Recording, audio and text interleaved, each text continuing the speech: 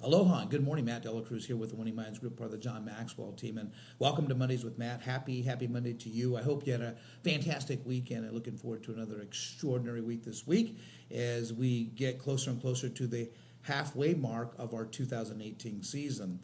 That's right. For those of you who aren't keeping track, we're 175 days into the year. That means we have 190 days left of the year. But the great news and the exciting thing about it is that your second half of the year could be better than the first half of the year if you're willing to do two things. Number one, you got to change. Number two, you have to take the time to reset. And I want to talk to you about that today so you can have an extraordinary week this week. But before I do that, let me kind of go into this little quote here in my journal I had written down a couple days ago. And it's by Francine J. I love the mindset. My goal is to no longer to get more done, but rather have less to do. What a great mindset. It's a great mindset to adapt. You want to have less to do. You don't want to try to get everything done in a day. Have less to do in a day. I love that mindset. So going into this week, I've been asking these questions. This is the first question I ask as I speak to groups, either in the workshops or meetings. And the question is this, and I'll ask you the same question. I'd be curious on how you respond. But here's the question: if you really, really wanted to, could you do better with your life? And most people say yes and put their hand up. Then the question is then why don't they? And it's not that they don't want to, it's not that they don't have a desire to or the drive to. I believe they get stuck in this rut and they're just unaware of the direction they're headed.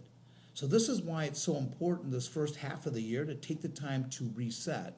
And in the book, The One Thing by Gary Keller, he talks about reset, and he uses reset as an acronym. And the R stands for reflect.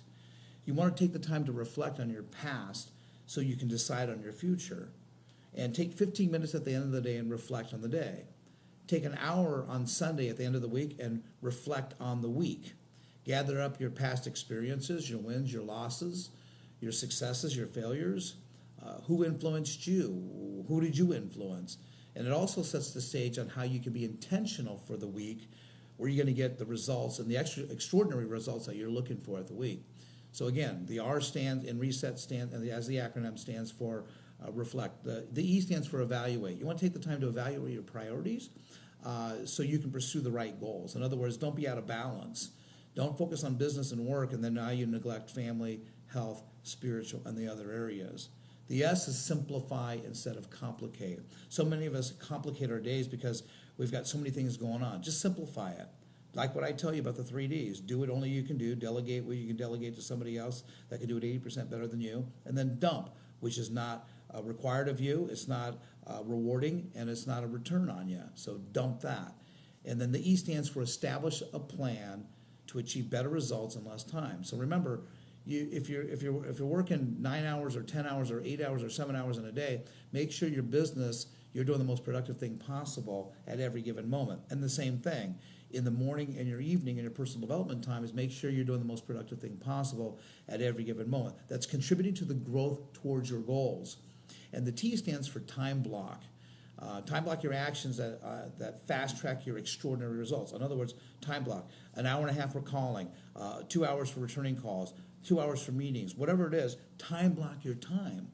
Because once you can get all that stuff done and you utilize the reset button to reflect, to evaluate, to simplify, to establish, and then time block, you're going to see the second half of the year will be better than the first half of the year. I promise you that. So until next week, live with passion, live intentionally, and let's just take the time to reset so we can make sure that the second half of the year is better than the first year. Thanks so much. You make it a great week, and we'll talk to you next week. Aloha.